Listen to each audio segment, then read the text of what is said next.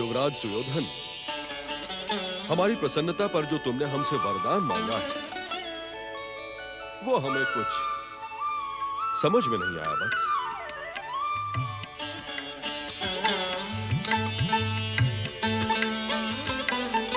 वत्स, इस समय तो तुम हमसे कुछ भी मांग सकते थे, कुछ भी। हस्तिनापुर का राज सिंहासन तो क्या, यदि तुम हमसे इंद्रासन भी मांगते तो हम तथास्तु कहकर तुम्हारी सेवा भावना को प्रोत्साहित करते। ऋषिवर,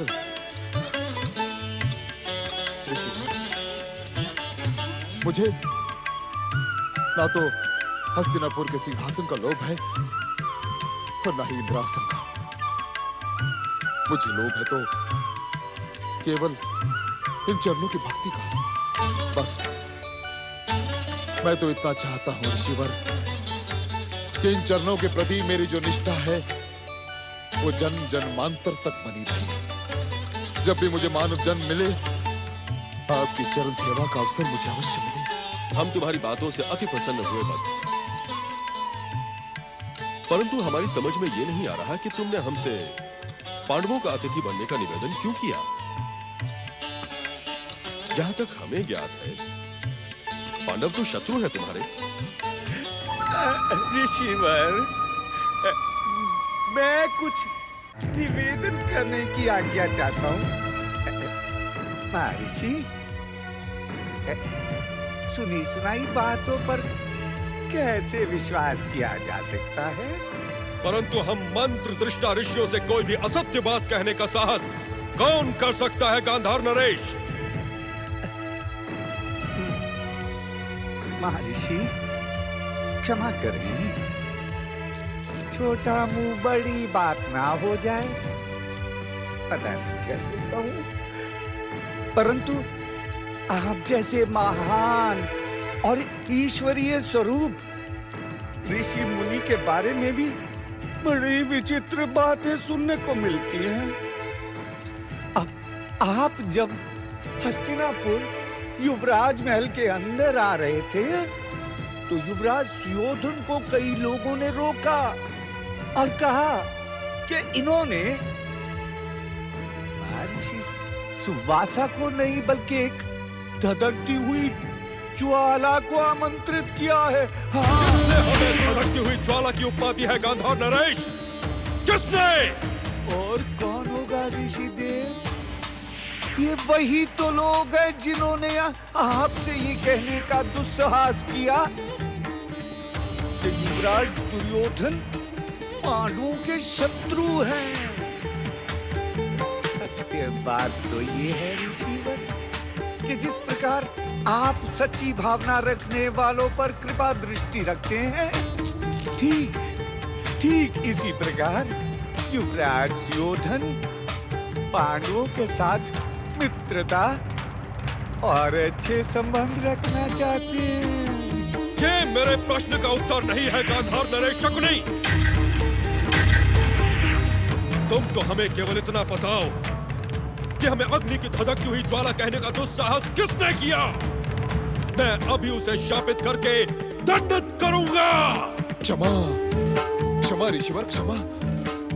अज्ञानी और मूर्ख आपके विराट स्वरूप को पहचान नहीं पाते, इसी कारण ऐसी भूल कर बैठते हैं। किंतु ऋषिवर, आप तो दया के सागर हैं, कृपा की मूर्ति हैं, क्षमा के अवतार हैं। युवराज सुयोधन, तुम्हारे पास हमें प्रसन्न करने के समस्त उपाय हैं, परंतु तुमने हमें अब तक ये नहीं बताया कि तुम हमें पांडवों के पास अतिथि बनाकर उसी समय क्यों भेजना चाहते हो जब पांडवों के साथ साथ द्रौपदी भी भोजन कर चुकी हो। यह तो हमारी ऋषि मर्यादा के अनुकूल नहीं है वत्स। और फिर हम कहीं अकेले तो जाते नहीं वत्स, हमारे साथ हमारी विशाल शिष्य मंडली भी जाती है। युधिष्ठिर को धर्म संकट में डालने के पीछे तुम्हारा उद्देश्य क्या है सुयोधन? ऋषिवर, मैं इस प्रार्थना का कारण तो आपको बताना नहीं चाहता था, परंतु आपका आदेश मैं कैसे टाल सकता हूं? नहीं टाल सकता। ऋषिवर, सत्य तो यह है कि मेरी इस याचना के पीछे जो मेरी भावना है वो मेरे परिवार के कल्याण से जुड़ी है। परिवार कल्याण? मैं कुछ समझा नहीं वत्स, अपनी बात को स्पष्ट कहो। ऋषिवर, जानकारी पाकर कोई भी आप जैसे महान ऋषि की सेवा कर सकता है, किंतु यदि अनजाने में मेरे चचेरे भाई आपको प्रसन्न करने में सफल रहे तो आपकी कृपा तो उन्हें अवश्य प्राप्त होगी। और आपकी कृपा से ऋषिवर, उनके भीतर सद्बुद्धि का विकास होगा और वे शत्रुता भूलकर हस्तिनापुर वापस लौट आएंगे।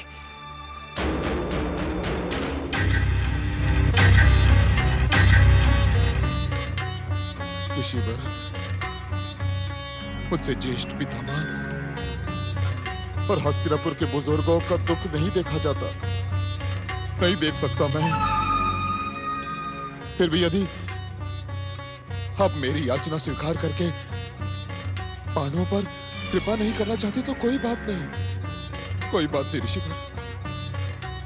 मैं ये समझूंगा कि कदाचित मेरी सेवा में कोई कमी रह गई, बहुत कमी रह गई।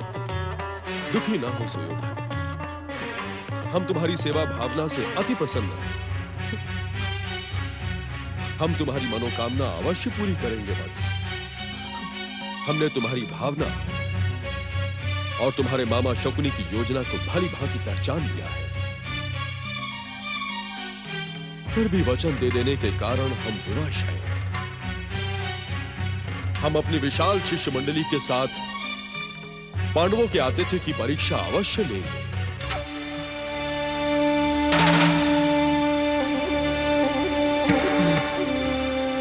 वत्स कुमार गिरी, आज्ञा भगवान।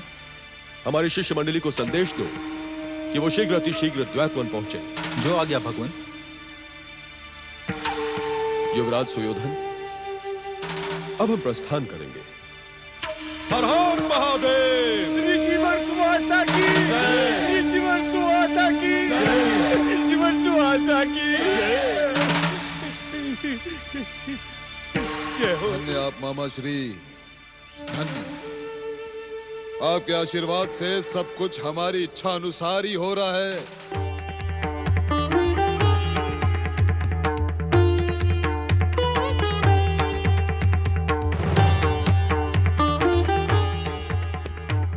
वत्स वेदज्ञ, हम द्वैतवन के निकट आ पहुंचे हैं।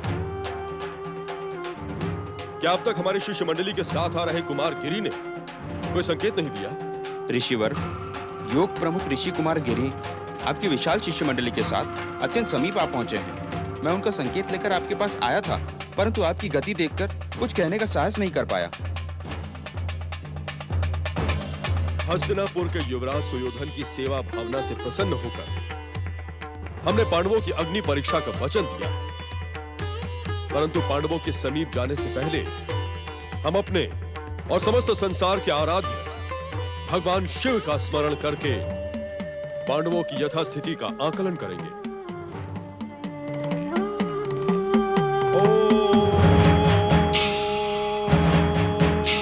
ओम नमः शिवाय।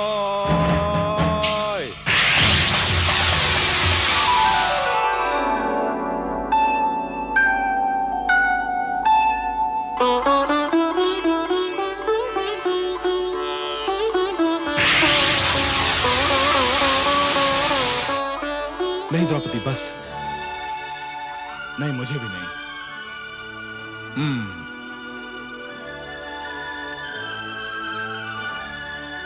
द्रौपदी, अब तुम भी भोजन कर लो। जो आज्ञा आर्यपुत्र। हम द्वैतवन के निकट सर्वथा उचित समय पर पहुंचे हैं। महाराज युधिष्ठिर से आज्ञा लेकर देवी द्रौपदी ने अभी अभी भोजन समाप्त किया है। वत्स वेदज्ञ, आज्ञा भगवान। तुम यथाशीघ्र द्वैतवन के उत्तरी भाग में स्थित पांडवों की कुटिया में जाकर हमारे यहाँ पधारने का संदेश दो। जो आज्ञा भगवान। हमारा ये संदेश अवश्य ही पांडवों को धर्म संकट में डाल देगा, और यही धर्म संकट पांडवों के अतिथि सत्कार की अग्नि परीक्षा भी होगी। यदि वो सफल हुए तो तो मेरी कृपा अवश्य प्राप्त करेंगे। और यदि पांडव असफल हुए तो मेरे चरणों में आस्था रखने वाला युवराज सुयोधन अवश्य प्रसन्न होगा। और संभवतः युवराज सुयोधन और गांधार नरेश शकुनी यही चाहते हैं। मैं प्रसन्न नहीं मामा श्री, प्रसन्न नहीं। मैं तो अत्यंत प्रसन्न हूँ। आपकी तीव्र बुद्धि और आपकी कूटनीति ने पांडवों के सर्वनाश की भूमिका रच दी है। अब तो पांडवों का सर्वनाश अग्नि की धधकती हुई ज्वाला महर्षि दुर्वासा के क्रोध से निश्चित है। मामा श्री, अब तो ऋषिवर द्वैत वन पहुंच चुके होंगे। पहुंचे नहीं भांजे, तो पहुंचने वाले हों। याद नहीं भांजे, उन्होंने राज्यसभा में ये घोषणा की थी कि वो यहां से सीधे द्वैतवन के लिए प्रस्थान करने वाले हैं। मामा श्री, आपको क्या लगता है कि पांडव ऋषिवर को प्रसन्न करने में सफल रहेंगे? मेरे बोले भांजे, अरे रुद्र अवतार महर्षि दुर्वासा सर्वशक्तिमान है। अरे उनकी इच्छाओं को संतुष्ट करना तो एक चक्रवर्ती सम्राट के लिए भी असंभव है। तो फिर ये अभावों में जीवन व्यतीत करते अभागे, हठ बुद्धि और बेचारे पराजित पांडव भला उन्हें कैसे संतुष्ट कर सकेंगे? और सोचो, जिनको स्वयं अपने अन्न के लिए दूसरों के ऊपर आश्रित रहना पड़ता है पांडे, वो भला महर्षि दुर्वासा को कैसे संतुष्ट कर पाएंगे? परंतु आपके आशीर्वाद से मैं उन्हें प्रसन्न करने में सफल रहा हूं मामा श्री। मेरे भांजे दुर्योधन, इसीलिए तो आर्यव्रत में तुम्हारा स्थान सबसे ऊंचा है। तुम्हारा स्थान चक्रवर्ती सम्राट से भी ऊंचा और श्रेष्ठ है। और इस स्थान के साथ साथ मुझे आपका आशीर्वाद भी प्राप्त है मामा श्री। परंतु मामा श्री, मैं अपने घोर शत्रु पांडवों का घोर सर्वनाश देखकर प्रसन्न होना चाहता हूं। और यह दृश्य मैं स्वयं अपनी आंखों से देखना चाहता हूं, अपनी इन आंखों से मामा श्री। नहीं भांजे नहीं, इस समय तुम द्वैतवन जाने की भूल कदापि ना करना। तुम्हें वहां देखकर हो सकता है कि वो प्रसन्न होने के स्थान पर क्रोधित हो जाएं। परंतु ऋषिवर के क्रोधित होने का कोई कारण तो नहीं दिखाई देता मामा श्री। वे हम पर क्यों क्रोधित होंगे? भांजे, बात बात पर क्रोधित हो जाना ऋषिवर का स्वभाव है। और एक बात वो ये भी सोच सकते हैं कि हो सकता है कि तुम्हें उनकी शक्ति पर विश्वास नहीं, इसलिए वन में उनके पीछे पीछे चले गए।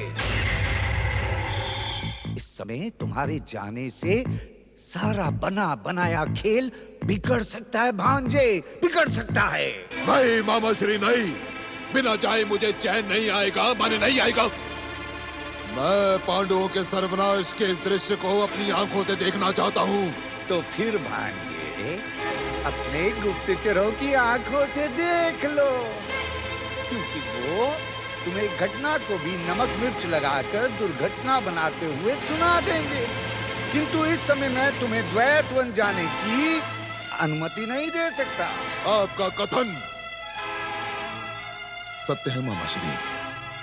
अनुज दुशासन शीघ्रातिशीघ्र हस्तिनापुर के सबसे चतुर और योग्य गुप्तचर प्रमुख श्रीधर को उपस्थित किया जाए। जो आज्ञा भ्राता श्री।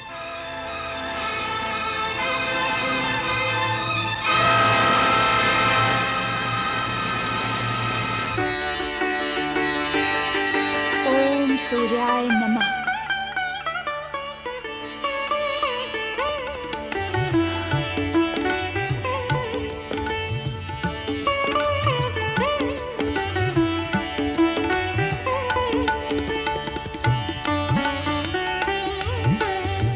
एक स्त्री को सबसे अधिक चिंता उसकी रसोई की होती है, किंतु हे सूर्य भगवान, इस अक्षय पात्र का दान देकर आपने मेरी हर चिंता का अंत कर दिया है। मैं आपको शत शत प्रणाम करती हूँ। महाराज युधिष्ठिर, पांडुपुत्रों, यथाशीघ्र बाहर आएं। मैं महर्षि दुर्वासा का आवश्यक संदेश लेकर आया हूँ। ऋषि दुर्वासा,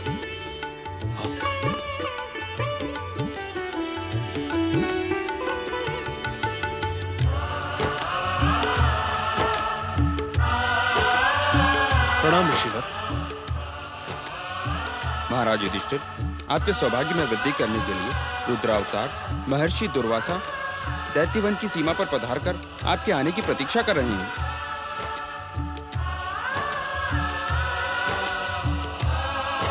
अहो भाग्य, अहो भाग्य। अनुज, मध्यम, सुना तुमने? स्वयं रुद्रावतार महर्षि दुर्वासा हमें दर्शन देने पधारे हैं। शीघ्र चलो, हमें उनके श्री चरणों से आशीर्वाद प्राप्त करना है। क्षमा करें ऋषिवर, आपने हमें प्रसन्न करने वाला इतना अद्भुत समाचार सुनाया कि हम अपना अतिथि धर्म भूल गए। पहले हमें आपसे जलपान। मुझे किसी वस्तु की आवश्यकता नहीं है। पहले आप महर्षि की सेवा में चलें। आओ भूपा।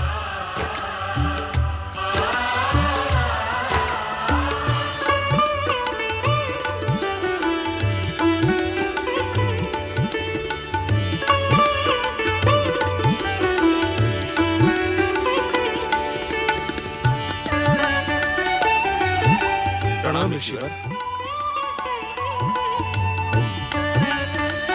पांडुपुत्र युधिष्ठिर, इस समय हम भोजन की तीव्र इच्छा के साथ यहाँ पधारे हैं। आप यथाशीघ्र हमारे और हमारी विशाल शिष्य मंडली के लिए भोजन की व्यवस्था करें।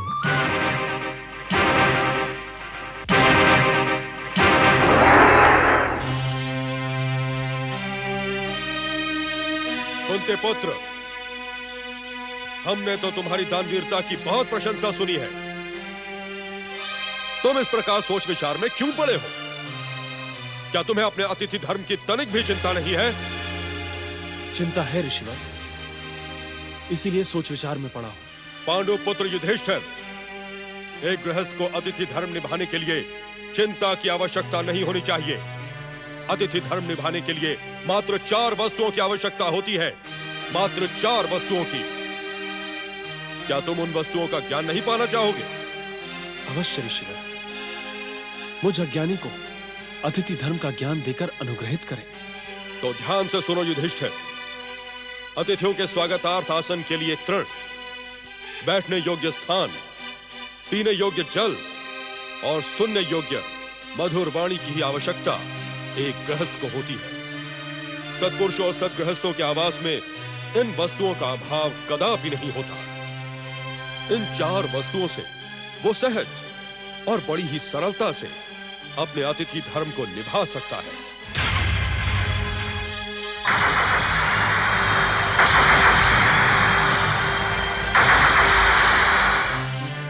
धर्मराज कहलाने वाले युधिष्ठिर, क्या आप धर्म के आवास में धर्म की रक्षा करने वाली इन 4 वस्तुओं का अभाव हो गया है? नहीं ऋषिवर, देव कृपा और आप ऋषियों के आशीर्वाद से हम भरतवंशियों के आवास में इन वस्तुओं का न कभी अभाव हुआ है और न कभी होगा। फिर इतने सोच विचार की आवश्यकता क्या है युधिष्ठिर? क्षमा करें महर्षि, आपने इन 4 वस्तुओं की नहीं, भोजन की इच्छा प्रकट की थी। तो क्या हमें भोजन कराने में तुम्हें कोई संकोच है?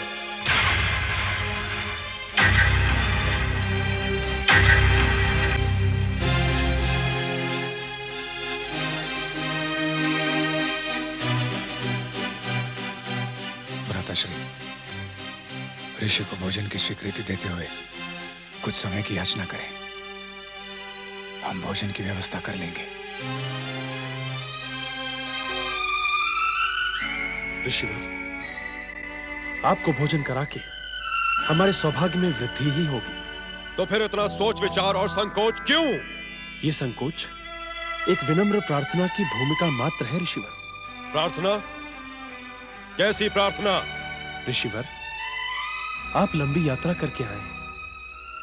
आप सब नित्य कर्मों से निवृत्त हो जाएं, तब तक भोजन भी बन जाएगा। सौभाग्य से पतित पावन देव नदी गंगा जी यहीं विराजमान है।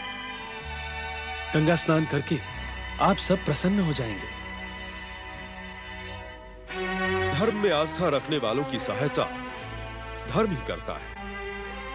गंगा स्नान की इच्छा तो मेरे मन में भी थी। भोजन से पूर्व हम अवश्य ही अपने नित्य कर्मों से निवृत्त होना चाहेंगे।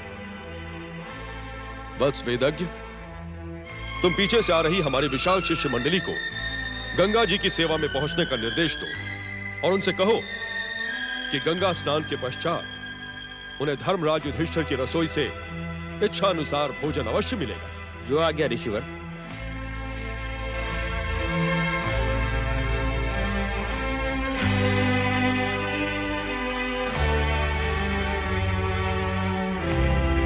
नारायण नारायण, संकट पर संकट। एक तो धर्मराज युधिष्ठिर स्वयं ही संकटों से घिरे रहते हैं, फिर रुद्रावतार महर्षि को और उनकी विशाल शिष्य मंडली को भोजन कराने की स्वीकृति देकर उन्होंने और भी अधिक संकटों को निमंत्रित कर दिया। नारायण नारायण। कहीं अतिथि धर्म ना निभा पाने के कारण धर्म में आस्था रखने वाले इन पांडवों का रुद्रावतार महर्षि के क्रोध के कारण कहीं सर्वनाश न हो जाए। नहीं नहीं, इस घटना को दुर्घटना होने से किसी भी मूल्य पर मुझे रोकना होगा। ओम नमः शिवाय। मृणाल सेन, तुम यथाशीघ्र ही हस्तिनापुर जाकर युवराज सुयोधन को इस घटना की सूचना देकर प्रसन्न करो। अपनी चतुराई प्रकट करते हुए युधिष्ठिर ने सारे ऋषियों को भोजन का निमंत्रण तो दे दिया है, पर वे भोजन का प्रबंध किसी भी मूल्य पर नहीं कर पाएंगे। ऋषि के क्रोध का साक्षी मैं बनता हूं। तुम शीघ्र ही हस्तिनापुर पहुंचो। जो आज्ञा।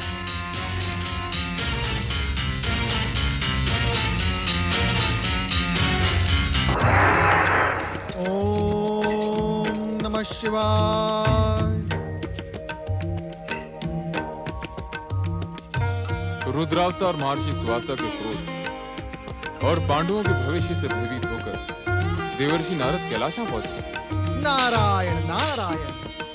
हे आशुतोष भगवान भोलेनाथ, धर्म में आस्था रखने वाले पांडव इस समय रुद्रावतार महर्षि सुवासा के कारणवश धर्म संकट में पड़ गए हैं। कृपया आप उन्हें इस धर्म संकट से उबारने का कष्ट करें भोलेनाथ। घटना के घटने से पहले ही तुमने अनुमान के आधार पर पांडवों को संकट से घिरा हुआ कैसे मान लिया नारद? भोलेनाथ, मैं केवल मान नहीं रहा हूँ, ये मेरा दृढ़ विश्वास है कि पांडव इस समय महर्षि और उनकी शिष्य मंडली का अतिथि सत्कार नहीं कर पाएंगे। हाँ, ये तो हम भी जानते हैं। नारायण नारायण। भोलेनाथ, ये जानते हुए भी आप महात्मा युधिष्ठिर और पांडवों की रक्षा नहीं करेंगे? क्या आपको पांडवों का सर्वनाश ही प्रिय है? भोलेनाथ, इस द्वापर युग में धर्म की रक्षा करने वाले पांडु पुत्रों को क्या आप महर्षि सुवासा की क्रोधाग्नि में धकेल देना चाहते हैं? देवताओं के ऋषि और धर्म में आस्था रखने वाले नारद को इस प्रकार उत्तेजित होना शोभा नहीं देता। नारद, यदि तुमने मेरे पहले संकेत पर गंभीरता से विचार किया होता तो इतने वाद विवाद की आवश्यकता नहीं होती। पहला संकेत?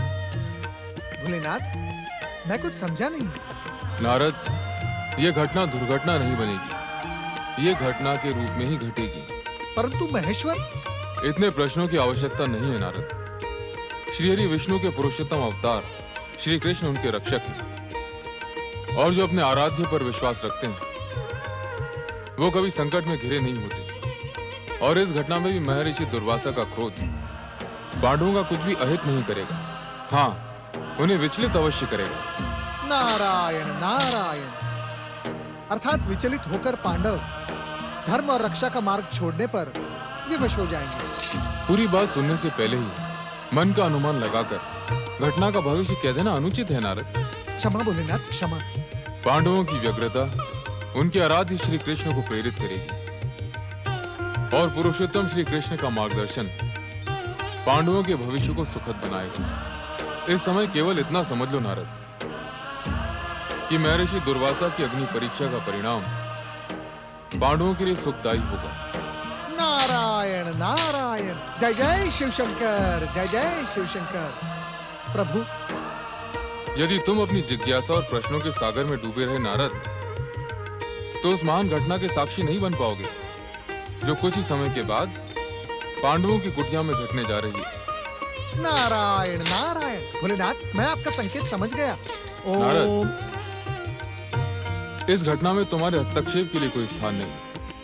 इसे विधाता द्वारा निर्धारित रचना अनुसार घटने देना। तुम्हारा कल्याण हो। आर्यपुत्र, भोजन के बाद मैं सूर्य देव के दिए अक्षय पात्र को धो मांज कर रख चुकी हूँ। अब अगली बेला से पहले वह पात्र हमें भोजन नहीं देगा।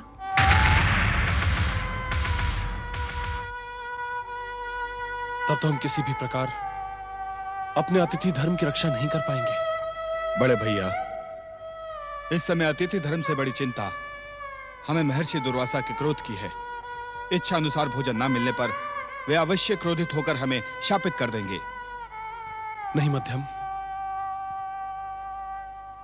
धर्म के मूल्य पर न तो मुझे महर्षि दुर्वासा के शाप का भय है और न ही देवराज इंद्र के वज्र का। शिव शंकर का त्रिशूल और श्रीहरि का चक्र भी मुझे भयभीत नहीं कर सकता।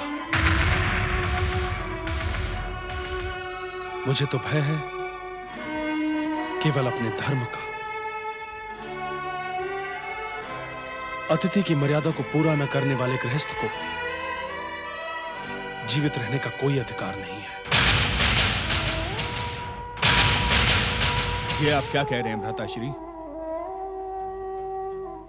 मैं सत्य कह रहा हूं मध्यम,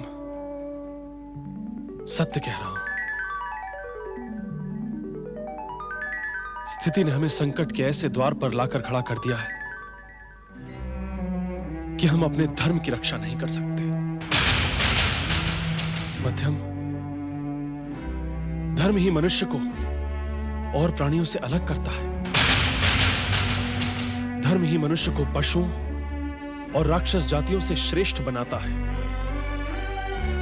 जब धर्म की ही हानि हो जाए तो जीने का क्या उद्देश्य? भ्राताश्री, आप इस प्रकार निराश ना हो। निराशा के अतिरिक्त हम पांडु पुत्रों के पास बचा ही क्या है अनुज? इस सब का दोषी मैं हूं। नहीं भ्राताश्री, नहीं। आपने कोई अनुचित कार्य नहीं किया है। हम सब भाई आपकी संपत्ति हैं। आप अपनी इच्छा के अनुसार हमारा उपयोग कर सकते हैं। यह समय इन बातों पर विचार करने का नहीं है अनुज। मध्याह्न का समय हो गया है। महर्षि दुर्वासा और उनकी शिष्य मंडली गंगा स्नान करके लौटते ही होंगे। इससे पहले कि ऋषि यहां आ पहुंचे, हमें अपने ही हाथों अपने जीवन का अंत कर देना होगा। भ्राताश्री, यदि धर्म का अनुशासन यही है तो हम सब अपने प्राणों की आहुति देकर धर्म की रक्षा करेंगे। हाँ भ्राताश्री, हम एक क्षण का भी विलंब नहीं करेंगे।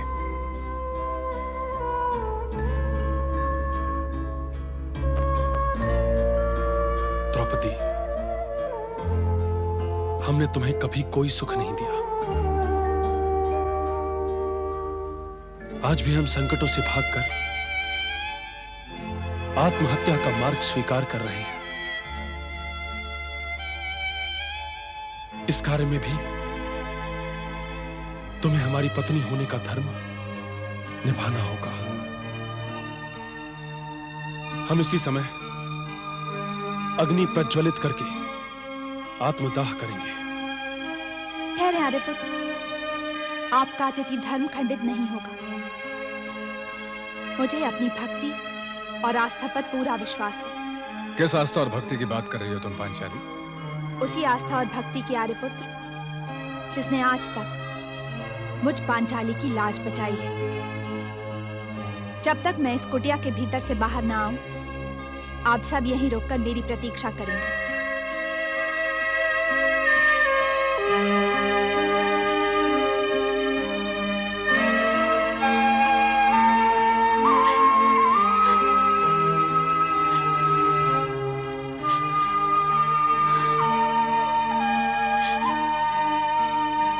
श्री कृष्ण गोविंद हरे मुरारे, श्रीनाथ नारायण वासुदेव, श्री कृष्ण गोविंद हरे मुरारे, श्रीनाथ नारायण वासुदेव।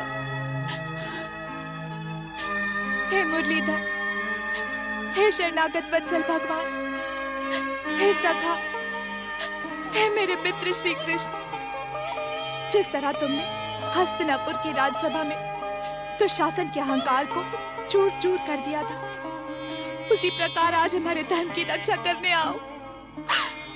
आओ कृष्ण आओ।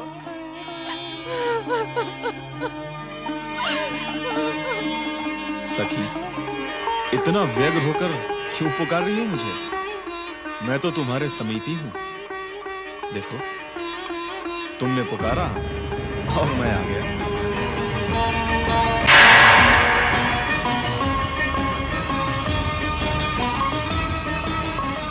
इधर उधर क्या देख रही हो सखी? मैं यही तो खड़ा हूं, तुम्हारे पीछे।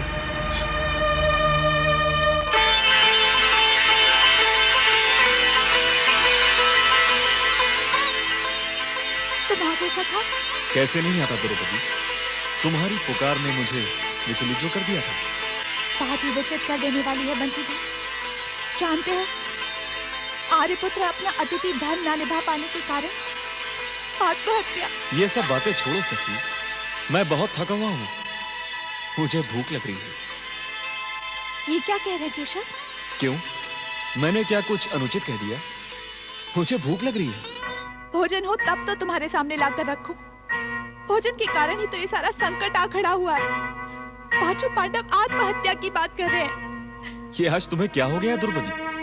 तुम्हारे पास तो सूर्यदेव का दिया हुआ अक्षय पात्र है, क्या तुम मुझे उसके योग्य नहीं समझती? इस समय उस पात्र से भोजन नहीं मिल सकता।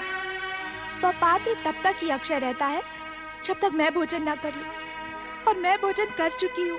ठीक है, तुम वो पात्र लेकर आओ। जब मैं उसे अपनी आंखों से देख लूंगा तो विश्वास कर लूंगा। ठीक है, तुम उस पात्र को देखना ही चाहते हो तो देख लो, परंतु पात्र देखने के बाद ऋषियों के भोजन की व्यवस्था तुम्हें ही करनी पड़ेगी। तुम वो पात्र लेकर तो आओ।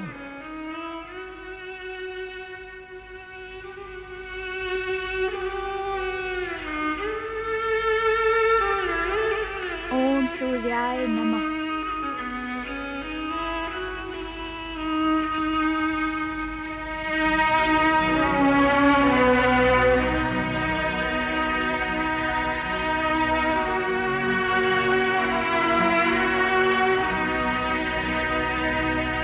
देखा, मैंने कहा था ना कि तुम मुझसे परिहास कर रही हो। देखो, ये अन्न का भाग अब तक मेरी प्रतीक्षा कर रहा है। केशव, परिहास छोड़ो और गंभीरता से बात करो। ऋषि दुर्वासा अपनी विशाल शिष्य मंडली के साथ गंगा स्नान से लौट कर आने वाले हैं। ठीक है, यदि तुम कहती हो तो मैं गंभीर हो जाता हूं, किंतु पहले मुझे अपनी भूख तो शांत करने दो। साग का ये भाग मेरे लिए पर्याप्त है। इस साग के द्वारा इस संपूर्ण जगत की आत्मा और परमेश्वर की भूख शांत हो।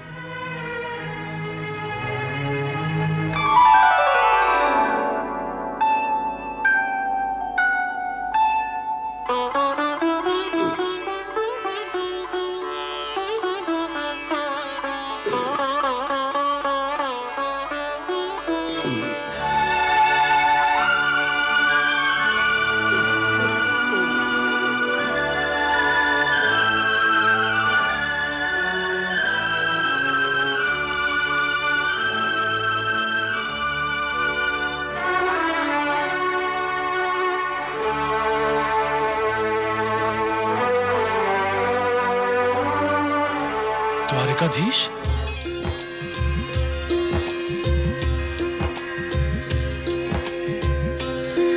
प्रिय सहदेव, तुम शीघ्र ही गंगा तट जाओ और महर्षि दुर्वासा और उनकी समस्त मंडली को लेकर शीघ्र ही आओ। परंतु द्वारकाधीश, भ्राताश्री,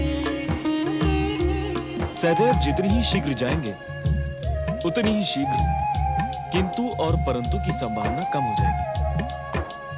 सहदेव, अब आप प्रतीक्षा ना करें।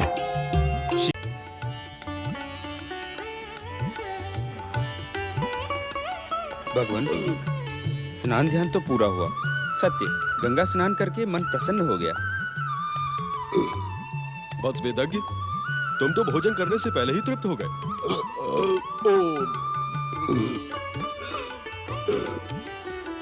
ये कैसा चमत्कार है? भोजन करने से पहले ही भूख शांत हो गई।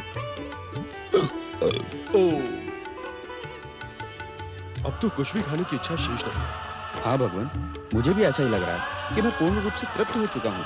अब एक कौर भी और खाया तो वमन हो जाएगा। क्षमा करें भगवान, आपके सभी शिष्यों की भूख समाप्त हो चुकी है। सभी तृप्त हो चुके हैं। किसी को भी भोजन की इच्छा शेष नहीं है। मेरी भी दशा ऐसी है भगवान। ऐसा लगता है आवश्यकता से अधिक खा लिया है।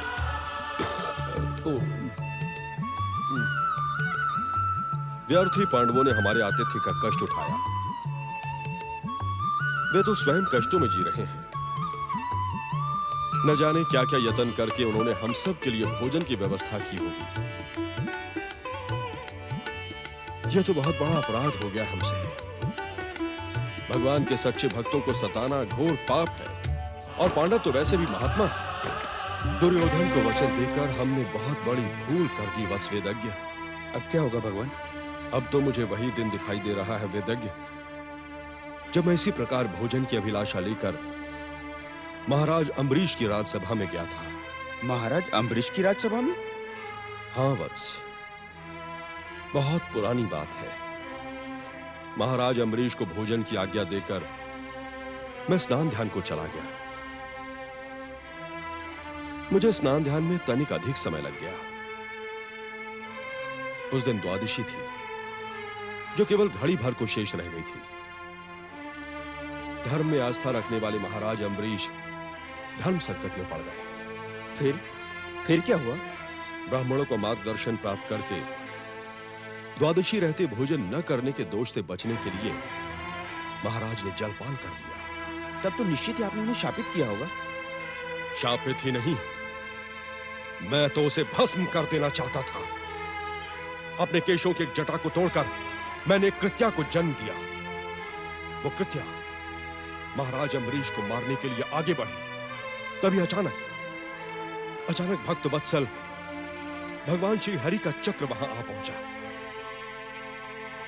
कृत्या को मारकर वो चक्र मेरी ओर बढ़ा।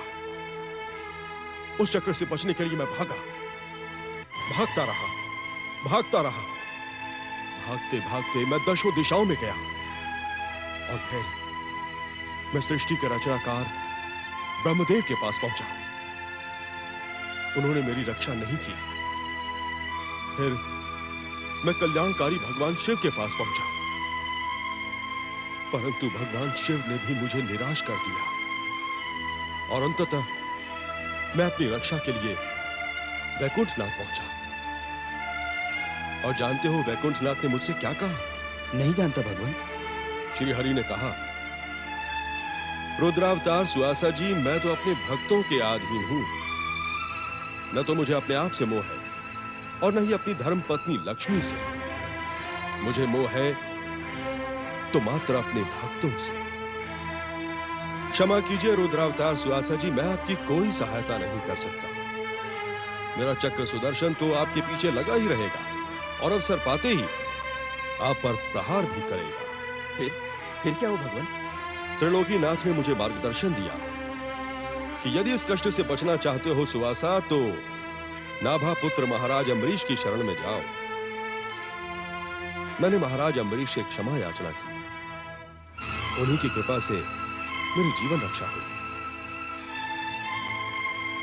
आज भी मैंने नाहक ही पांडवों को सताया। उसी कारण भगवान की माया और रोष ने ऐसा चमत्कार किया है, हम सब की भूख शांत हो गई। तो हम क्या करें भगवान? यदि आज्ञा हो तो हम धर्म में आस्था रखने वाले पांडवों से चलकर क्षमा याचना कर लें। नहीं वत्स, इस समय पांडवों के सामने जाना उचित नहीं होगा।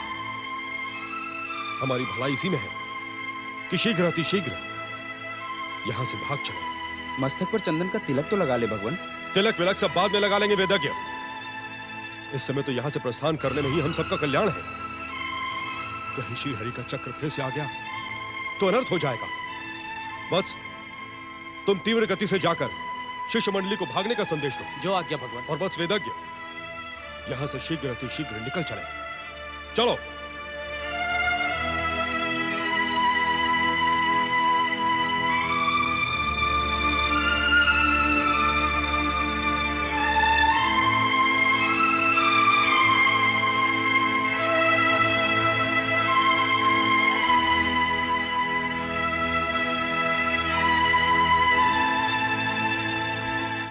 महर्षि सुवासा और उनकी शिष्य मंडली कहाँ गई?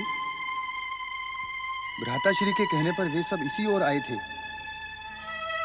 सुनो भैया, क्या तुमने उधर कुछ ऋषि मुनियों को स्नान करते हुए देखा है? स्नान करते हुए तो नहीं देखा। हाँ, भयभीत होकर भागते हुए अवश्य देखा है। भयभीत होकर भागते? मैं कुछ समझा नहीं। समझा तो मैं भी नहीं। आज से पहले मैंने बालकों के समान ऋषियों को कूद कूद कर भागते कभी नहीं देखा। वे सब बार बार पीछे मुड़कर देख रहे थे। मुझे तो लगा कोई सिंह अथवा जंगली पशु आ गया होगा। खेत का काम छोड़कर मैं उस पशु को देखता हुआ यहाँ तक चला आया हूँ। मुझे तो कोई दिखाई नहीं दिया। दिख जाता तो ऋषि को सताने वाले उस पशु को मार कर गिरा देता।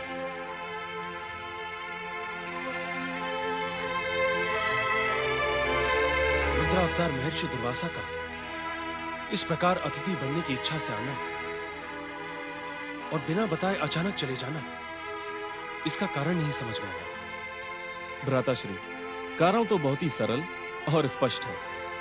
पांडवों को केवल दुर्योधन के स्वार्थ की परीक्षाओं से ही बार बार कष्ट उठाना पड़ रहा है। अर्थात ऋषियों का यहाँ आना। हाँ पार्थ, मुझे इस बात के संकेत पहले से ही मिल चुके हैं कि दुर्योधन अपने मामा शकुनी के साथ दुर्वासा ऋषि को प्रसन्न करने के लिए बढ़ चढ़कर प्रयास कर रहा है। अर्थात ये सब दुर्योधन के प्रयासों का ही परिणाम है। बड़े भैया, इस षड्यंत्र का सूत्रधार और कोई नहीं बल्कि गांधार नरेश शकुनी है।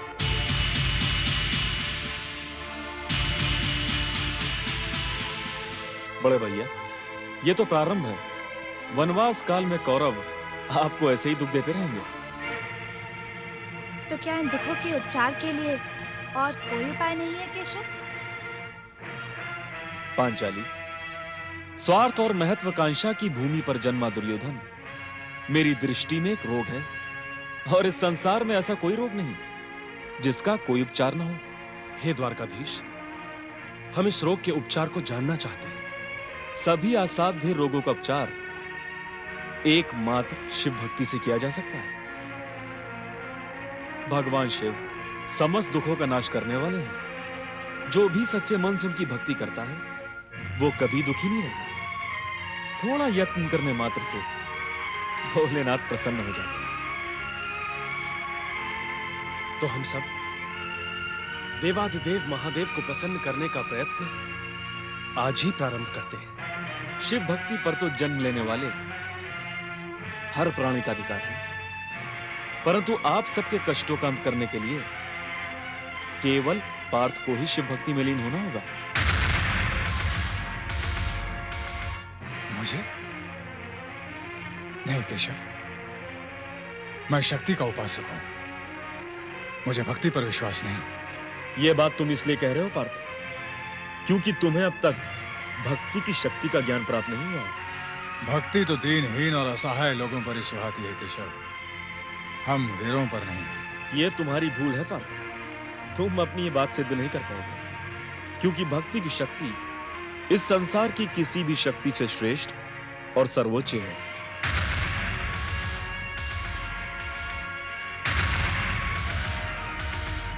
बड़े भैया, क्या आप भी यही चाहते हैं कि मैं स्वयं को शिव भक्ति में लीन कर दूं? हाँ अनुज, यदि द्वारकाधीश के बताए मार्ग पर तुम चलोगे तो हम सबका जीवन सुख और संतुष्टि से भर जाएगा। ठीक है बड़े भैया, यदि आपकी भी इच्छा यही है तो मैं स्वयं को शिव भक्ति में लीन करने का प्रयास करूंगा। कहीं केशव, मुझे क्या करना होगा? पार्थ, पहले तो तुम्हें अपने मन को स्थिर करना होगा, क्योंकि भक्ति की सफलता मन की स्थिरता पर ही निर्भर करती है। फिर इंद्रकील पर्वत पर जाकर शिव आराधना से पहले अपनी तपस्या का अग्र पूज्य देवराज इंद्र को मानकर शक्र विद्या से देवराज इंद्र को प्रसन्न करो। देवराज इंद्र प्रसन्न होकर तुम्हें पवन हितकारी, पवन पावन और संसार में सर्वश्रेष्ठ सिद्ध शिव मन से दीक्षित करेंगे। यशस्वी भव। मुझे आशीर्वाद दे कि मैं अपने मन को भक्ति में लीन करने में सफल हो जाऊं। तुम ऐसे क्यों जा रहे हो पार्थ? पांचाली, वीर शिरोमणि अर्जुन का गांडीव लेकर आओ। परंतु केशव, भक्ति में अस्त्र का क्या काम? प्रश्न काम का नहीं है पार्थ, प्रश्न है धर्म का। तुम क्षत्रिय हो पार्थ, और क्षत्रिय धर्म तुम्हें इस बात की आज्ञा देता है कि तुम अपनी प्रजा और असहायों की रक्षा के लिए अस्त्र शस्त्र सदा अपने साथ रखो।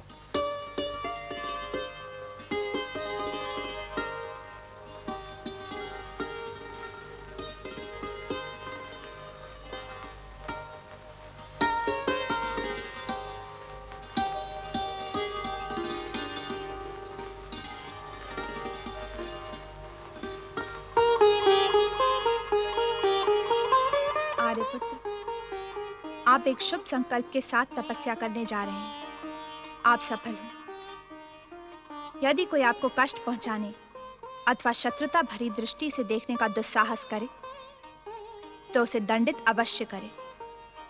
आपकी विजय में ही मेरा सम्मान है। आपका गांडीव अत्याचारियों के अत्याचार को दंडित करने में सफल हो। मैं तो अपनी शक्ति का प्रयोग सदा अत्याचारियों का अंत करने और सम्मान की रक्षा के लिए करना चाहता हूं, परंतु मुझे इस समय भक्ति में लीन हो जाने का आदेश दिया गया है, और बड़ों के आदेश को मानना मेरा धर्म है।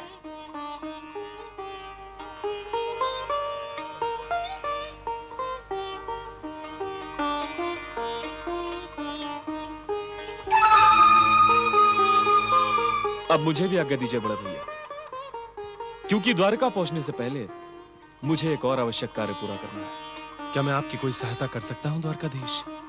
नहीं बड़े भैया, यह कार्य तो केवल मुझे ही पूरा करना है। बंद करो ये प्रलाप, बंद करो। ये नहीं हो सकता, ये असंभव है। मामा श्री के आपको इस गुप्तचर की बात पर विश्वास है? मुझे तो ऐसा लग रहा है कि ये पांडवों के साथ मिलकर हमें भ्रमित करने का समाचार सुना रहा है।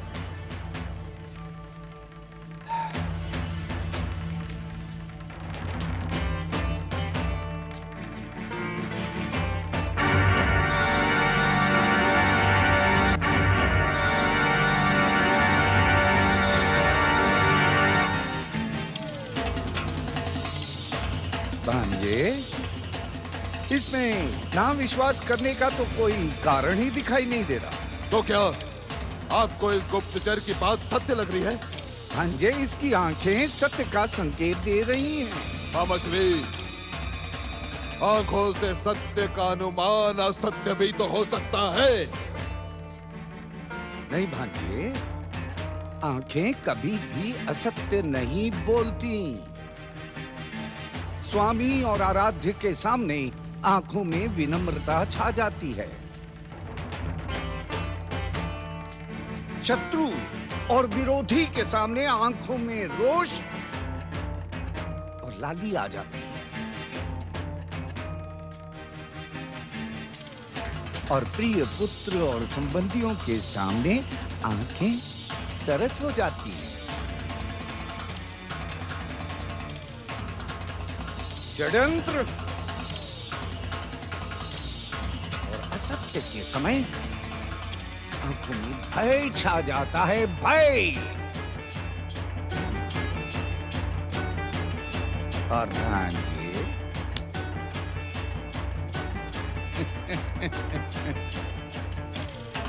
प्रियतमा के सामने आंखें तिरछी हो जाती हैं।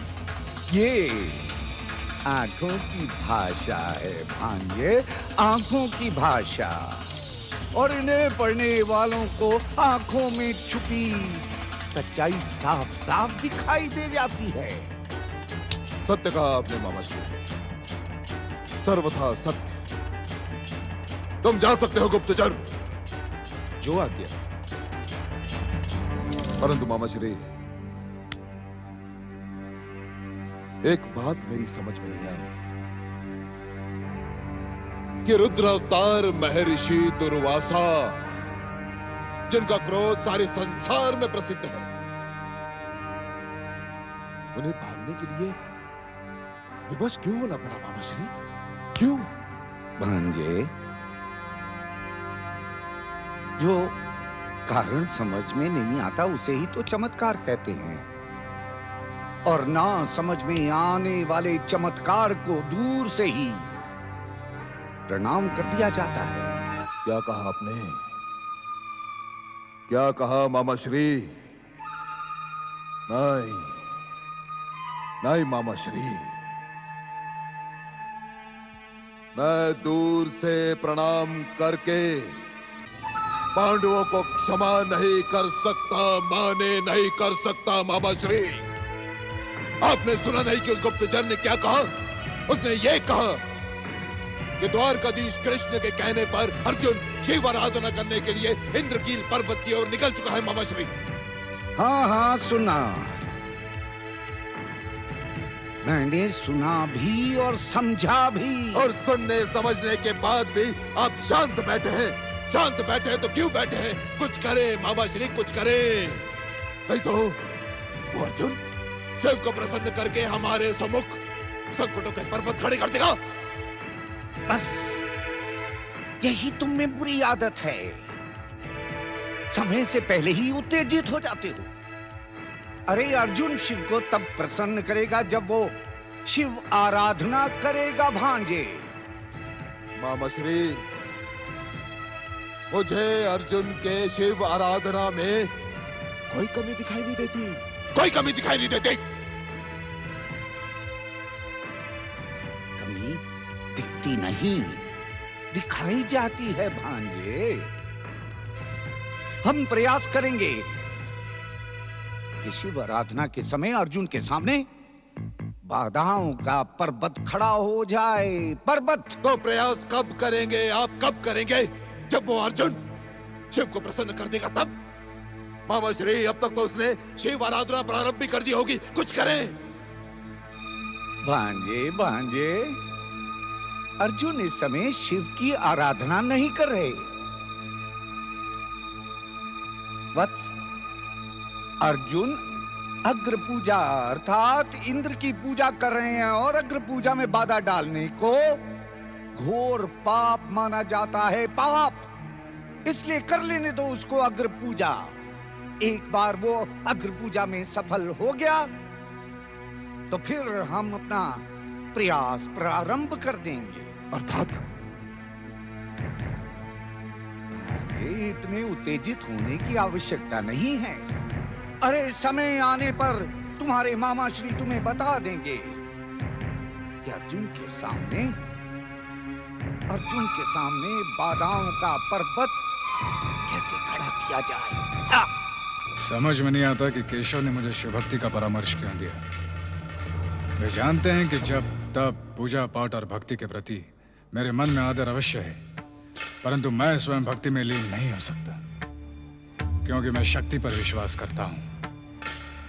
नहीं, मैं कुछ भी कर लूं पर मेरा मन स्थिर नहीं होगा।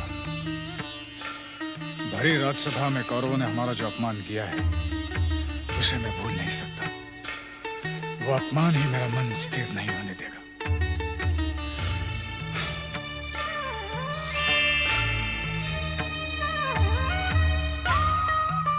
पार्थ,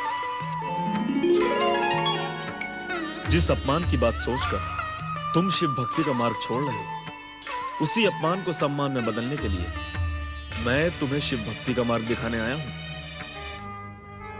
मैं जानता हूं पार्थ कि तुम्हारे मन में एक के बाद एक प्रश्न उठ रहे हैं, जिज्ञासा के महासागर ने दुविधा के महापर्वत का रूप धारण कर लिया है। हाँ केशव, मैं तपस्या के लिए अपने मन को स्थिर नहीं कर पाऊंगा। तुम तो अपने भीतर के संघर्ष से ही पराजित हो गए पार्थ। जब भीतर ही पराजित हो गए तो बाहर कैसे विजय प्राप्त कर सकोगे? वीर तो वो होता है जो पहले स्वयं पर विजय पाता है। जो स्वयं पर विजय पा लेता है वो संसार पर भी विजय पा लेता है। मैं कुछ समझा नहीं, स्वयं को कैसे जीता जा सकता है? अज्ञानी, श्रद्धा रहित और संदेह करने वाला पुरुष स्वयं ही नष्ट हो जाता है। उसे ना तो इस श्लोक में सुख मिलता है और ना ही परलोक में। मेरी दृष्टि में ऐसा पुरुष दीनहीन और असहाय है। परंतु जिसने आत्मा को आत्मा के द्वारा जीत लिया, आत्मा स्वयं उसकी मित्र बन जाती है। और जो पुरुष आत्मा से पराजित हो जाता है वो आत्म शत्रु बन जाता है। इसलिए पहले अपनी आत्मा को जीतो, अपने मन को नियंत्रण में रखो और अपनी इंद्रियों को वश में करो। कैसे करूं केशव, कैसे? जबकि मैं सत्य को जानता हूं कि कौरवों ने हमारे साथ घोर छल किया है। उस छल और अपमान को भूलकर मैं अपने मन को स्थिर नहीं कर सकता।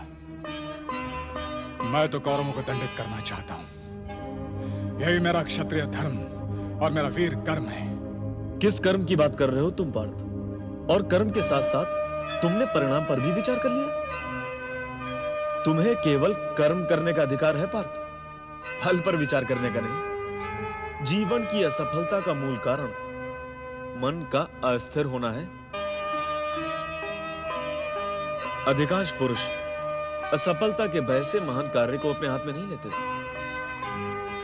और जो विवशतावश ले भी लेते हैं वे कुछ समय बाद विचलित होकर उस कार्य को अपूर्ण छोड़ देते हैं। इसका कारण एक ही है पार्थ, मन की शक्ति का दुरुपयोग। और इसका एक उपाय भी है, किसी श्रेष्ठ आदर्श के प्रति सब कर्मों का समर्पण। इस समर्पण का परिणाम सफलता होती है और यही कर्म सनातन नियम है। कर्म की इस परिभाषा को सुनकर मेरा ज्ञान संतुष्ट हुआ केशव, परंतु मैं अपने मन में उठती हुई इस दुविधा का क्या करूं? मेरा मन मुझसे बार बार कह रहा है कि अर्जुन, तुम्हें सुख, शांति और विजय भक्ति और आराधना से नहीं, कौरवों को दंडित करने से ही प्राप्त होगी। कितना छोटा सा शब्द है ये, सुख, परंतु इसका अर्थ कितना बड़ा है पार्थ। सुख के 3 रूप होते हैं। जो सुख प्रारंभ में विष के समान दिखाई देता है, परंतु उसका परिणाम अमृत के समान हो, उसे सार्थक सुख कहा जाता है। और जो सुख ऋषियों और इंद्रियों के सहयोग से जन्म लेता है, वो प्रारंभ में अमृत के समान होता है, परंतु परिणाम में विष के समान होता है। उसे राजस सुख कहा जाता है। और जो सुख प्रारंभ और परिणाम में आत्मा को मोहित करने वाला होता है, वो निद्रा, आलस्य, मोह और अहंकार को जन्म देने वाला तामस सुख कहलाता है। पार्थ, तुम इनमें से किस सुख को पाना चाहते हो?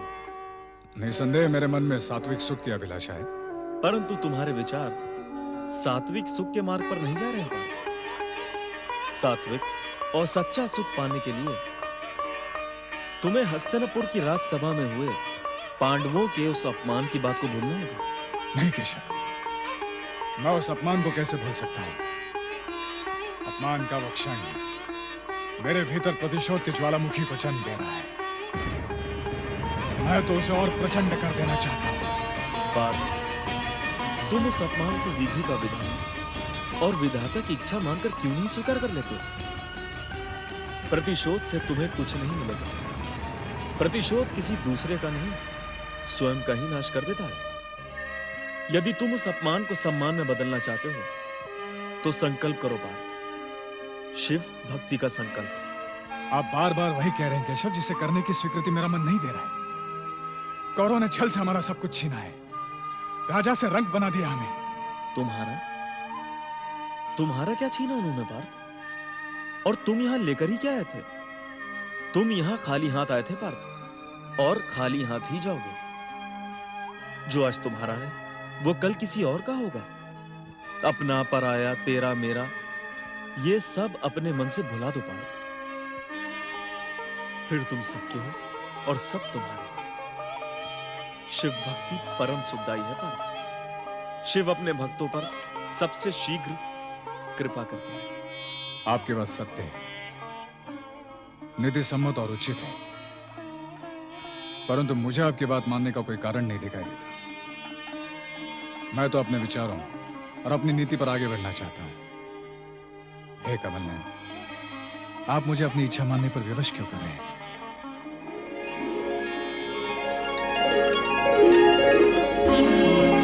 क्योंकि मैं ही सत्य और सनातन हूं पार्थ। मैं समस्त भूतों के हृदय में स्थिर आत्मा हूं। मैं आदित्यों में विष्णु हूं, ज्योति में सूर्य, नक्षत्रों में चंद्रमा, वेदों में सामवेद, देवों में इंद्र, रुद्रों में शंकर, वसुओं में अग्नि, ब्राह्मणों में बृहस्पति और योद्धाओं में कार्तिकेय, शब्दों में ओमकार, वृक्षों में पीपल, ऋषियों में नारद, शस्त्रों में वज्र, नागों में शेषनाग और नदियों में गंगा हूं।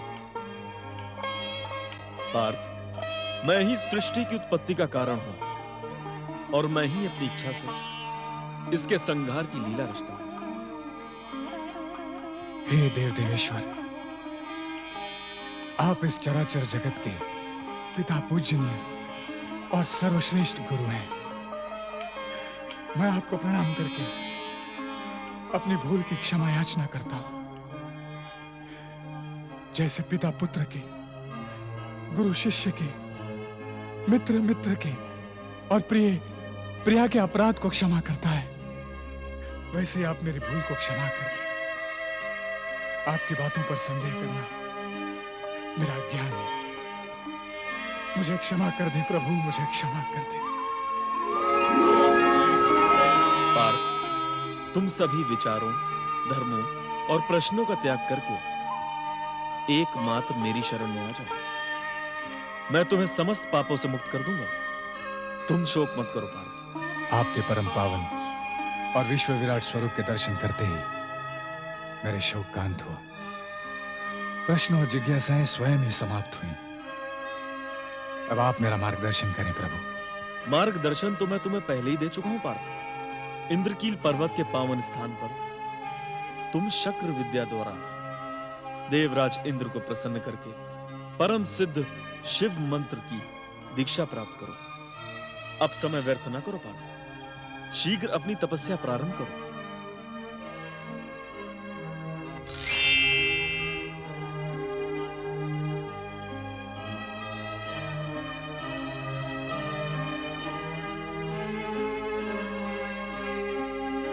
हे स्वर्गाधिपति देवराज इंद्र, मैं द्वारकाधीश श्री कृष्ण के मार्गदर्शन पर आशुतोष भगवान शिव की आराधना से पहले आपकी शक्र विद्या से अग्र पूजा कर रहा हूं। हे देवेंद्र, हे अदिति पुत्र, मेरी आराधना और पूजा स्वीकार करें।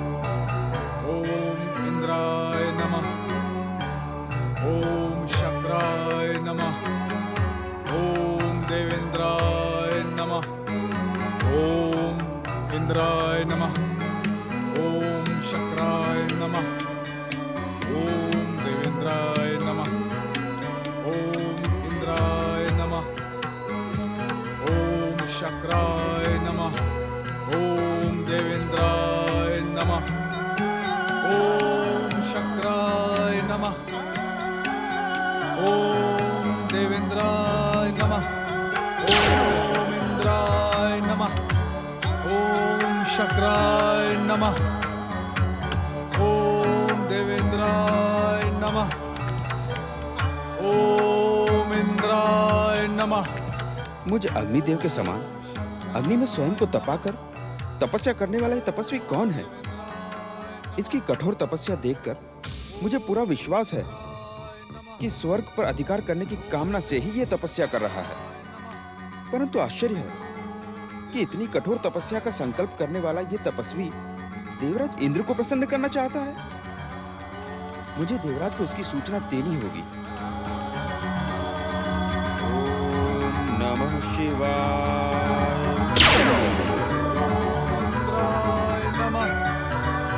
ओम शक्राय नमः।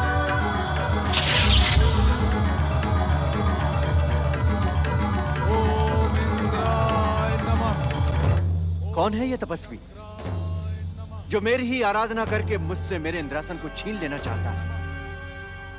देवराज, मुझे तो ये दैत्य गुरु शुक्राचार्य का कोई नया षड्यंत्र दिखाई देता है। दैत्य गुरु शुक्राचार्य, मैं उनके इस षड्यंत्र को नष्ट भ्रष्ट कर डालूंगा। नहीं देवराज, इस षड्यंत्र को नष्ट भ्रष्ट करने की कोई आवश्यकता नहीं है। ये आप क्या कह रहे हैं अग्निदेव? देवराज, ये तपस्वी शक्र विद्या से आपकी तपस्या कर रहा है। यदि आप इसे वरदान देने नहीं जाएंगे तो इसकी तपस्या कभी सफल नहीं होगी और सदा की तरह दैत्य गुरु शुक्राचार्य हाथ मलते रह जाएंगे। क्या आप आराधना के कठोर विधि विधान से परिचित नहीं हैं? आराध्य अपने आराधक को केवल एक सीमा तक ही रोक सकता है। उसके बाद त्रिदेव और शुभ शक्तियां हस्तक्षेप करने के लिए स्वतंत्र हो जाती हैं। इसके आराध्य तो आप ही हैं देवराज। तो क्या इसकी पुकार पर प्रसन्न होकर आप स्वर्ग का वरदान दे देंगे? वरदान? कदापि नहीं वरुण देव, कदापि नहीं। हम उस निश्चित समय सीमा से पहले ही इस तपस्वी की तपस्या को खंडित कर देंगे। सीमा की प्रतीक्षा क्यों देवराज? आप हमें आज्ञा दें, हम अभी अपनी शक्तियों से इसकी तपस्या में बाधा उत्पन्न कर देते हैं। स्वर्ग की सुरक्षा के लिए किसी भी आज्ञा की आवश्यकता नहीं है देवगण। अग्निदेव, वरुण देव, आप दोनों हमारे साथ आकर इस तपस्वी की तपस्या को खंडित करें। ओम नमः शिवाय। नारायण नारायण। धन्य है आप देवता, धन्य है आपका पुरुषार्थ और धन्य है आपकी स्वामी भक्ति। और आप देवराज, आप भी धन्य हैं और आपका स्वामित्व भी धन्य है। आपका स्वामित्व जिसके अनुशासन में आपके साथी देवता पाप पुण्य, धर्म अधर्म किसी का भी विचार नहीं करते। परंतु कुछ भी कहने की आवश्यकता नहीं है देवराज इंद्र। यह बात तो सारा संसार जान चुका है कि किसी भी तपस्वी की तपस्या देखकर आपके हृदय पर सांप लौटने लगते हैं। नारायण नारायण। देवऋषि, ये तपस्वी दैत्य गुरु शुक्राचार्य के कहने पर स्वर्ग की कामना से ब्रह्माग्नि प्रकट करके ऐसी कठोर तपस्या कर रहा है। नारायण नारायण। लाज आती है मुझे तुम्हें देवता कहते हुए। धिक्कार है तुम्हारे देवत्व पर। किस आधार पर आप यह अनुमान लगा रहे हैं कि यह तपस्वी स्वर्ग पाने के लिए तपस्या कर रहा है? बताएं। नारायण नारायण। प्रहार की योजना बनाने से पूर्व यदि आप यह जान लेते कि इसकी तपस्या का उद्देश्य क्या है तो पवनदेव आप ऐसी बात कदापि न करते। परंतु किसी किंतु परंतु की आवश्यकता नहीं है पवनदेव। आप तो इस तपस्वी को ठीक से पहचानते तक नहीं। क्षमा करें देवर्षि, कौन है ये तपस्वी? नारायण नारायण। देवराज इंद्र, आप इसे भलीभांति जानते हैं और पहचानते भी हैं। पर एक प्रयास तो करें। ओम इंद्राय नमः। ओम शक्राय नमः। ओम देवेंद्राय नमः। क्षमा करें देवर्षि, आश्चर्य है आप इसे पहचानने में असफल रहे। घोर आश्चर्य है देवराज इंद्र। यह आपके पुत्र के समान है। आप भले ही इसे ना पहचानते हो, परंतु आप इसकी माता देवी कुंती को तो नहीं भूले होंगे। ओम इंद्राय नमः। ये देवी कुंती का पुत्र वीर शिरोमणि गांडीवधारी अर्जुन है।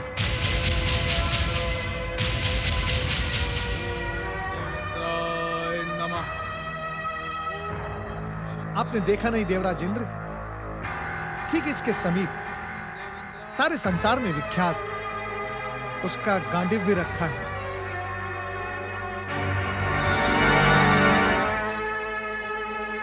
और ये भी सुन लें, अर्जुन स्वर्ग की कामना से नहीं, भगवान भोलेनाथ को प्रसन्न करने की भावना से शक्र विद्या द्वारा आपकी अग्र पूजा कर रहा है। यदि आप में लेश मात्र भी धर्म जीवित है तो जाएं देवराज इंद्र, अपने पुत्र के समान वीर शिरोमणि अर्जुन का मार्गदर्शन करें। ओम नमः शिवाय।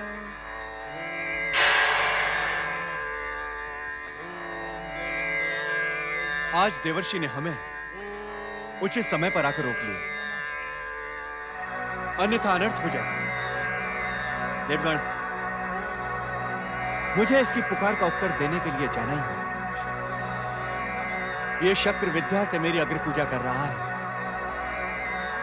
इसकी परीक्षा तो मुझे लेनी ही होगी। इंद्राय नमः।